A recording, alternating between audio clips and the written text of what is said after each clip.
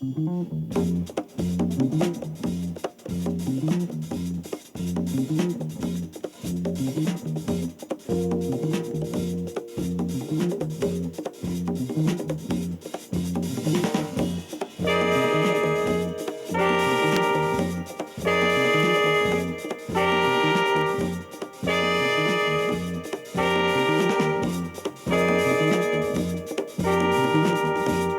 a mission given to me by Woody Shaw, Sunship, Dizzy, and John Kahn, dedicated to pursuing a piece of our cultural heritage through interviews with my music heroes, this is the Jake Feinberg Show.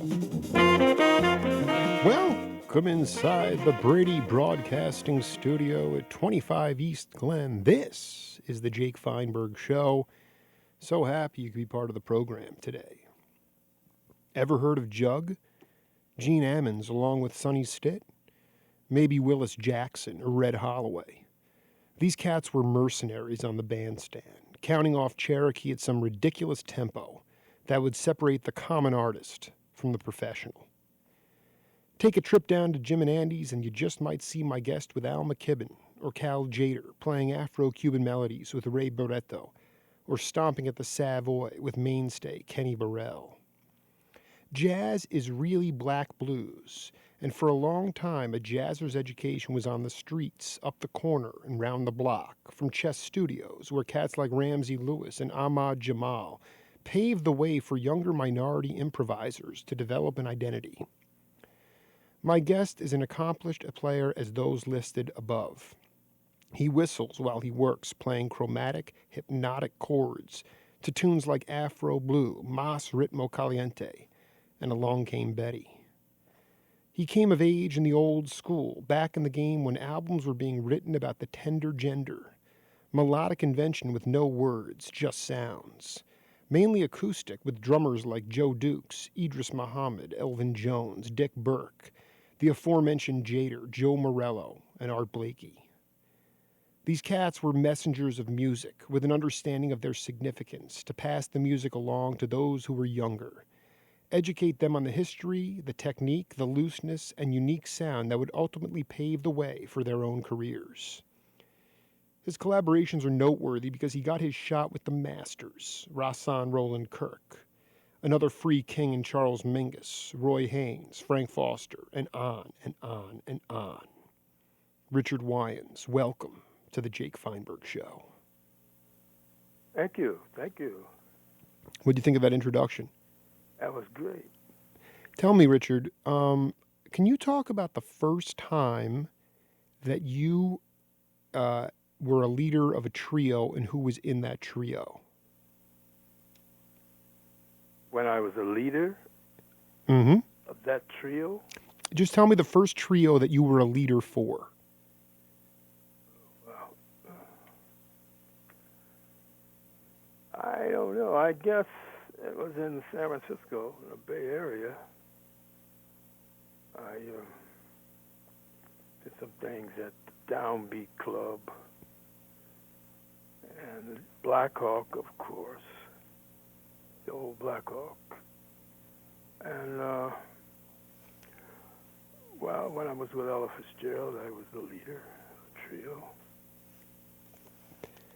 And I'd done several tours of Europe, especially Spain, and I've taken trios over there several times. And sometimes I used European musicians on those trios, and sometimes I brought two players with me from New York. When you were in San Francisco backing up Ella, who was in that trio? Well, let's see.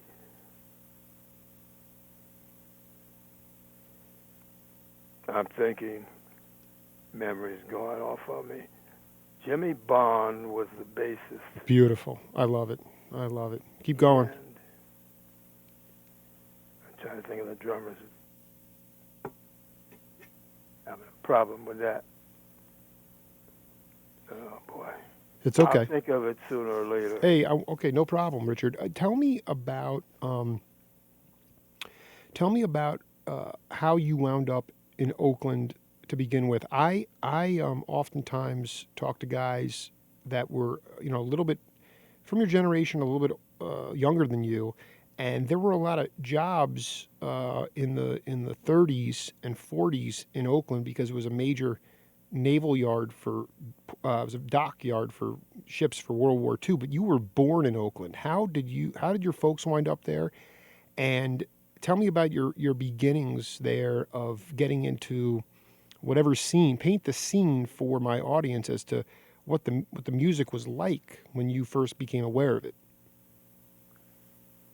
Well, first of all, Oakland, the Bay Area, but Oakland had a few clubs, and I worked in practically all of them. But most of my work was done in San Francisco. Oakland was sort of the second cousin to San Francisco. But there were even some jazz clubs in Berkeley, where I lived most of the time. And as you mentioned, I was born in Oakland, but I was raised in Berkeley. Wow, you were raised in Berkeley in the 40s and the 30s? Well, I guess I started grammar school in 1932 or 33, and I graduated from Berkeley High School in 1945, and then I went on to San Francisco State College. And the reason why I went there because there were a lot of they had a very good music department. And another thing, the tuition was not too bad at all. In fact, it was hardly anything. And they had a great music department, really. And some of my friends, musician friends, went there also. Who were they? Alan Smith, very good trumpet player. Jerome Richardson. Oh my Lord! Oh my Lord! We are talking one of the heaviest cats in the world. Continue. Cal Tjader was there. That's where you met Cal? Yeah. Oh, and was Darius Milhew teaching there? Sorry, I didn't hear you. Yeah, no, I'm sorry. Was Darius Milhew teaching at San Francisco State at that time?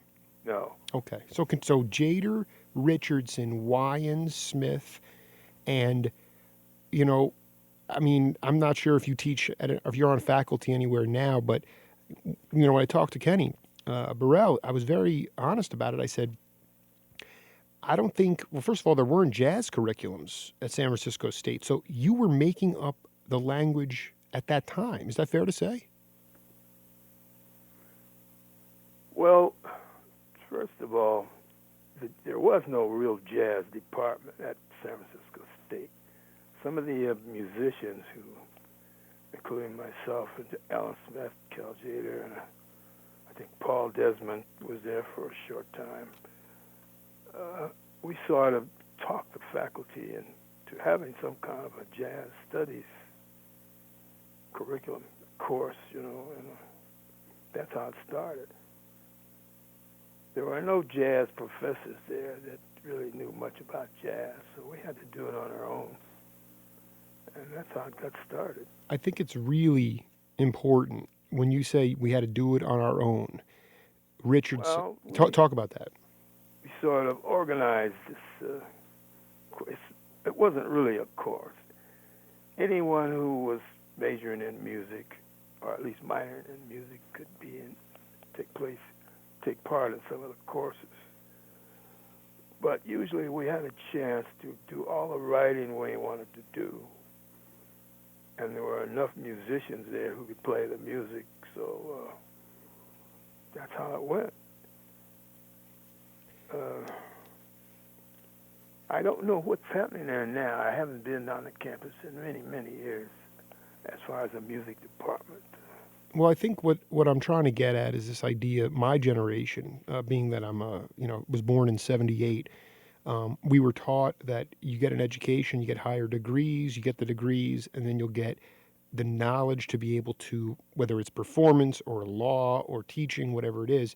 And with jazz, inherently a street music, you grew up before there were any curriculums and you were making it up. You were composing on your own. I mean, the same thing was going on with Kenny in Detroit with Tommy Flanagan and Elvin and Donald Byrd. And here you are in your own enclave building this language. I mean, was the term jazz, when was the first time, was that even a term? You were just making music.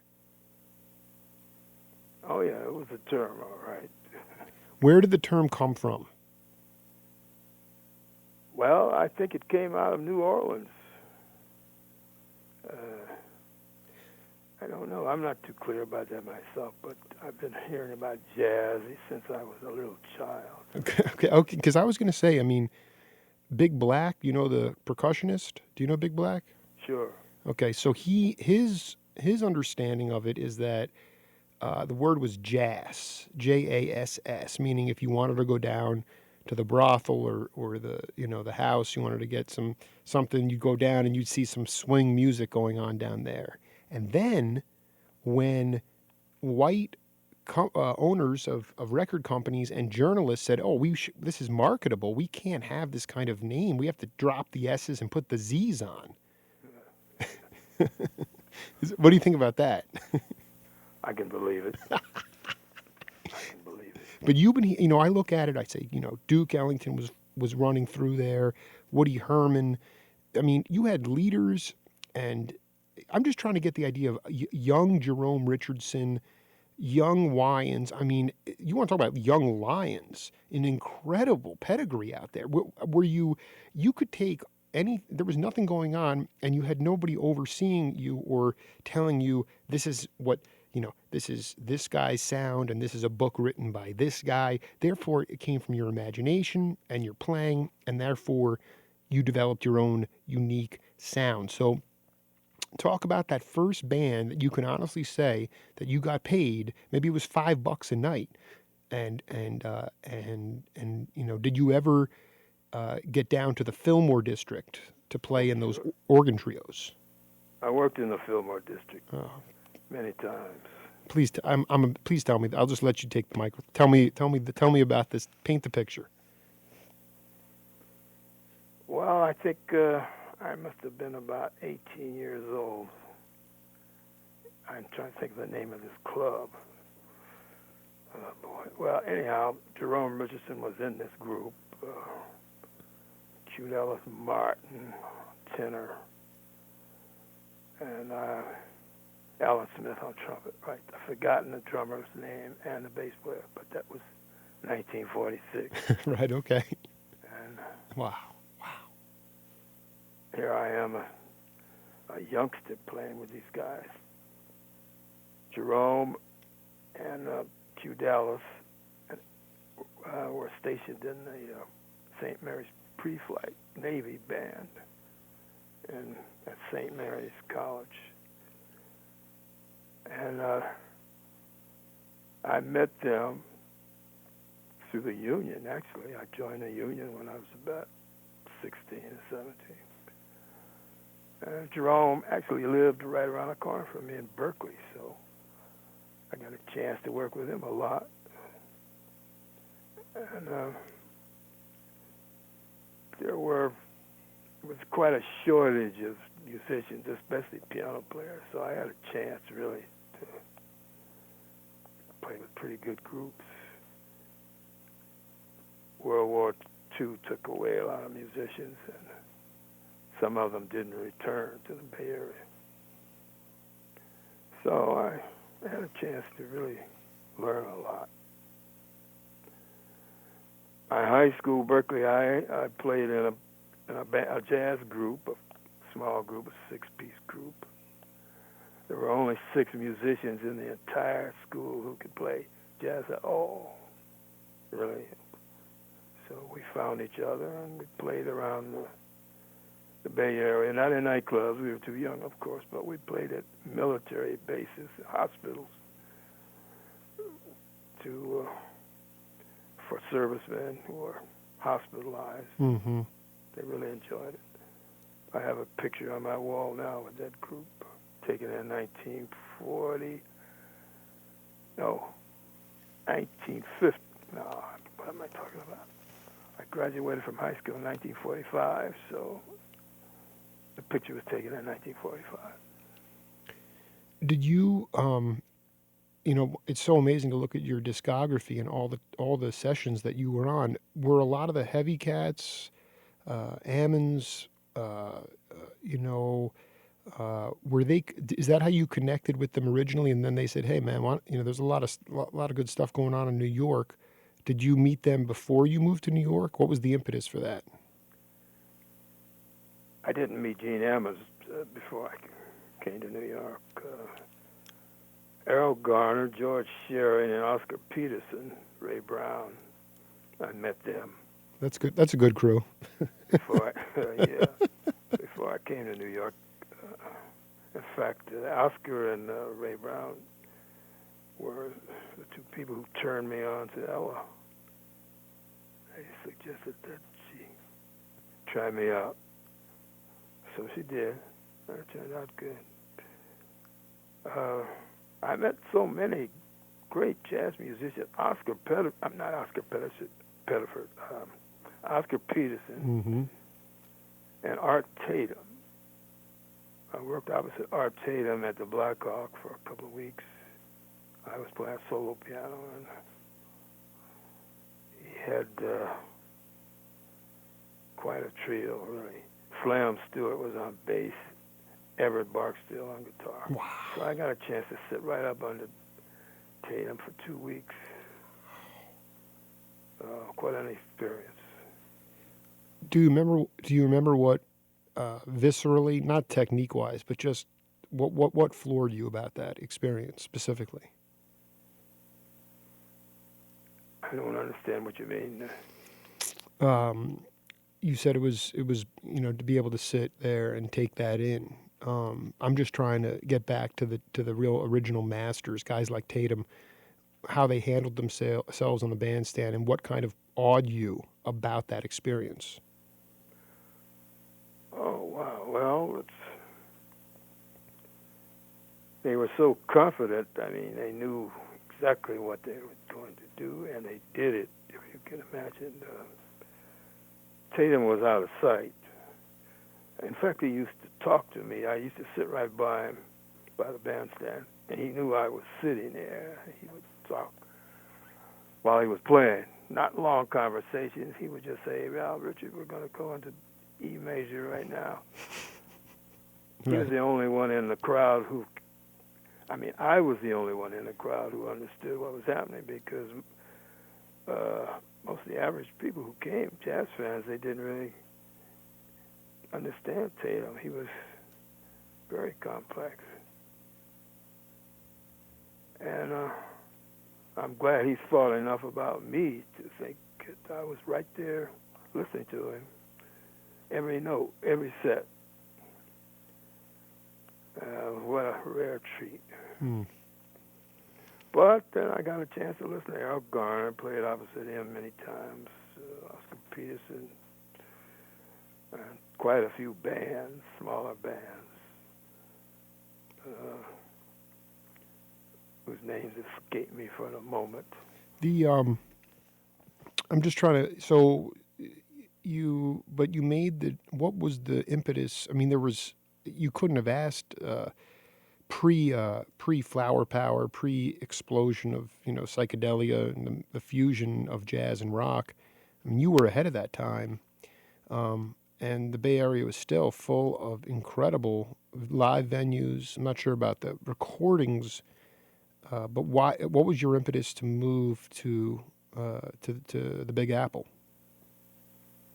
Well, I actually, frankly speaking, I was getting tired of San Francisco, the Bay Area, I should say. And I'd been on the road with Ella, and that ended. It was a short tour. So a friend of mine by the name of Wyatt Ruther, Bull Ruther, was living in Canada near Ottawa, and he had a job in this club. So he thought I might be interested, so he propositioned me to come out there. So I did. I drove all the way to Ottawa, Ontario, And I stayed there about 10 months with Wyatt. We had a trio. And the only thing, we played for a lot of vocalists. The owner of the club decided he wanted to hear more singers sing than instrumentalists. So it became a vocal club, and mainly women. So we had a nice trio, and we played for every singer under the sun. Even Johnny Mathis appeared at this club. Wow. In his early days. Mm-hmm. Oh boy, a long list of singers. Diane Carroll. Like I said, mostly women. I think Johnny Mathis was the only male singer that appeared there while I was there. So that lasted for a while. Then I went on the road with Carmen after that job finally ended. And I ended up in New York with Carmen, so I decided to stay in New York. I didn't want to go back to San Francisco. And how did you get connected with Carmen? Was it just, word of mouth? Because Well, I met her several times. I saw her in San Francisco when I was still living in San Francisco. I mean, in the Bay Area. And I told her how much I enjoyed her singing. Somehow she remembered me. And I knew the bass player in the group. In fact, they were man and wife at that time. I can't think of his name, but he remembered me. Mm-hmm. So somehow we connected. So when you first got to New York, where did you stay, and who were some of the cats that you how'd you get integrated into the scene there? Well, I knew quite a few musicians in New York that I met in the Bay Area, like Roy Haynes, Frank Foster, and somehow we got together. That's the only way I can describe it. The union was kind of tough on me. Local 802, they said, well, you'll have to wait. There's a waiting period before you can be a full-fledged member of 802. Mm. So I had to pay some dues. And I hang out, I hung out in a lot of clubs. I went everywhere. I played at Birdland, a Monday night scene at Birdland, and I met a lot of other musicians. That turned me on to some work. And in those days, it was a lot of work. We're talking about 1958, 59. Mm-hmm.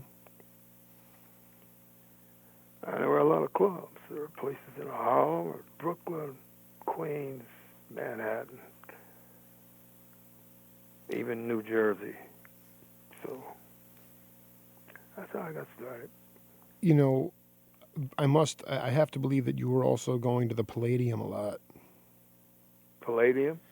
Yeah, I mean, you have a lot of, God, we have too much to get to here. The Afro Cuban roots in your music is so strong, and so I believe that maybe you well, did you see guys like Tito Puente there, and did you play there?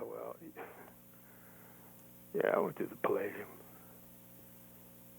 I saw a lot of those groups.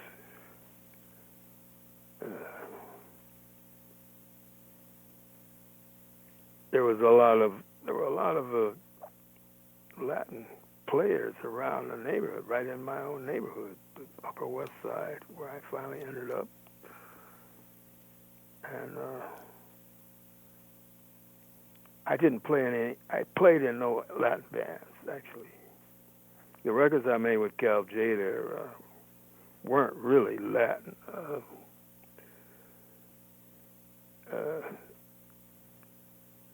Mostly straight ahead jazz. Cal had gotten hooked up with a Latin thing. Armando Peraza was a conga player. Really turned him on. He had moved to San Francisco. And, in fact, I knew him when I was living there. And he got hooked on Latin. He had his Latin group, you know. Yeah, with Willie Bobo and Mongo. So I tried to play everything, all types of music, all styles, everything. yeah, I wanted to ask you, who was your favorite hand drummer to play with? Favorite what? Who was your favorite hand drummer? Hand drummer? That you played with? Oh wow, that's, you know, Roy Haynes was one. Lenny McBrown. Oh, it's a long list of drummers. Sherman Ferguson. Who? Sherman Ferguson. I remember him. Oh, sure. No, but those are, you know, excuse I'm not being very clear. Those guys are trap set drummers. I'm talking about conga players. Did you play? Oh, I see what you mean Yeah. by hand. All right. Yeah. Who was your favorite conga player to play with? Oh, boy. I'm really stretching you out. I'm sorry, Richard. I'm trying to think. Armando Peraza was the first conga drummer that I had played with, and that was in San Francisco. There's another drummer who did a lot of work here in New York. Was it Ray Barretto? Ray Barretto, right. Right. Ray Barretto, right. Oh, boy, I can't think.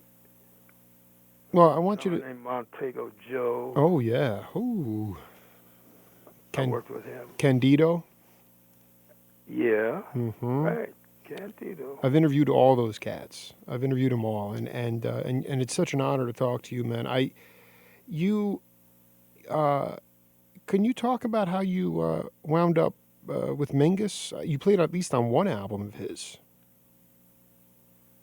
Well, I met Mingus in San Francisco, actually. I remember when we met. We played at the Civic Auditorium in San Francisco.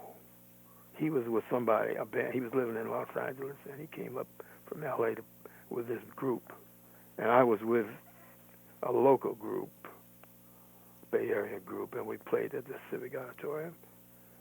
And I remember hearing this guy backstage warming up, and I said, wow, who is it? I went back there to see who it was, and he was sawing away. So I introduced myself, and we became friends after that. So he moved to San Francisco. I forgot what year, early 50s, I guess. No, late 40s. And he organized a large band, a big band, just for recording purposes. So I did a few of those dates with local musicians. I think Cal Tjader was on that record, playing drums. On that Mingus record, Tjader was playing drums? Yeah, he was a drummer originally. He was. Yeah, that's right. He was in George Shearing's band as a drummer. That's amazing to me that he played drums on that album. Mingus was a fearless. Just a moment. Mm-hmm. Can you hold on a minute? Sure. It's fading out. I got to get another phone. Just a moment. No problem.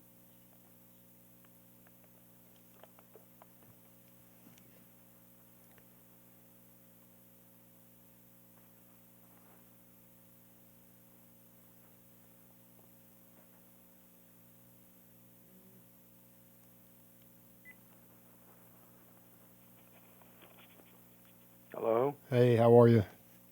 Okay. I hope this is better. So in that period of time, it was.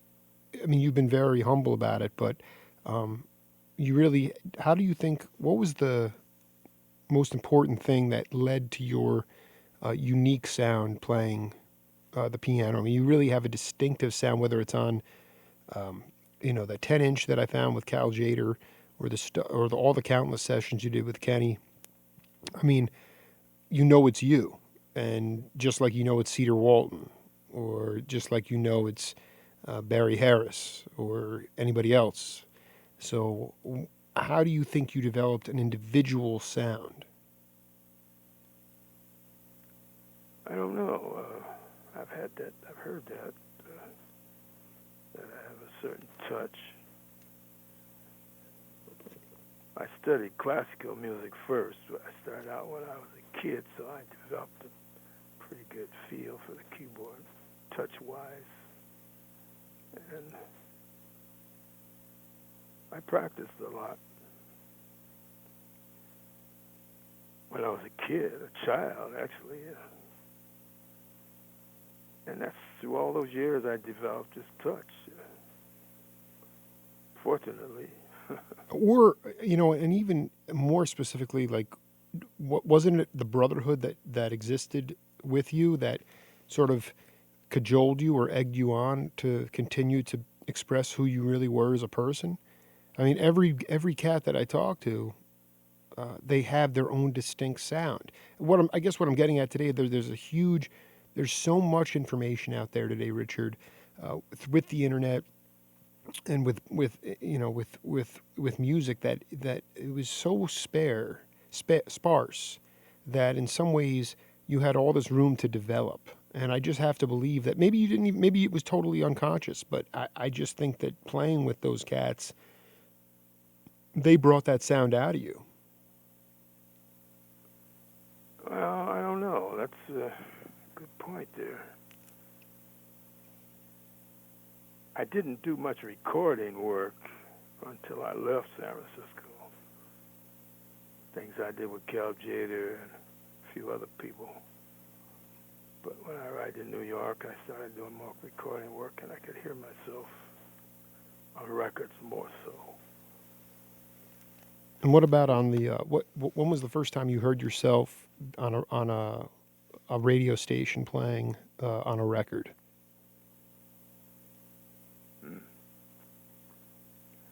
I guess it was here in New York.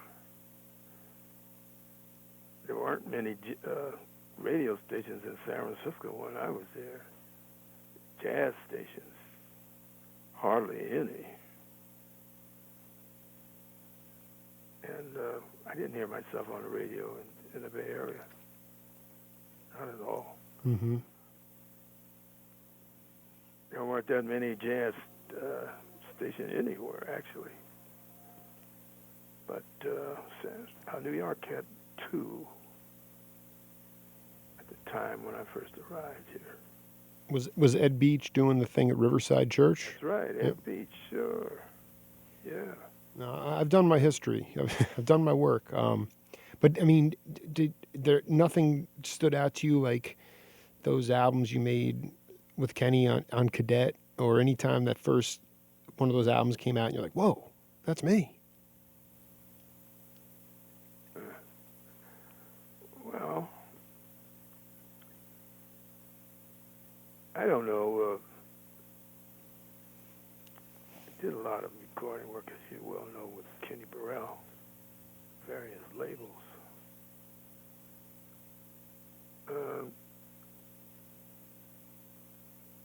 I don't know. I don't remember.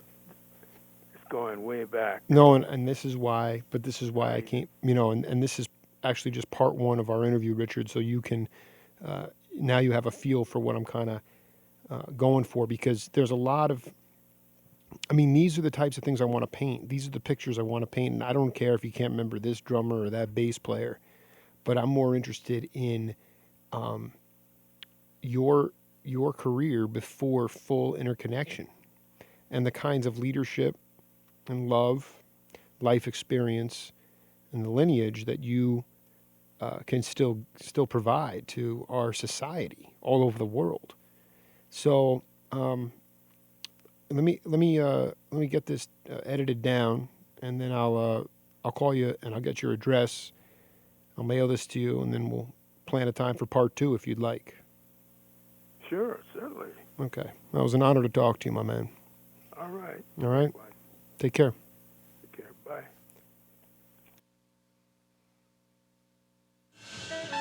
This is the Jake Feinberg Show. And we'll see y'all in a little bit.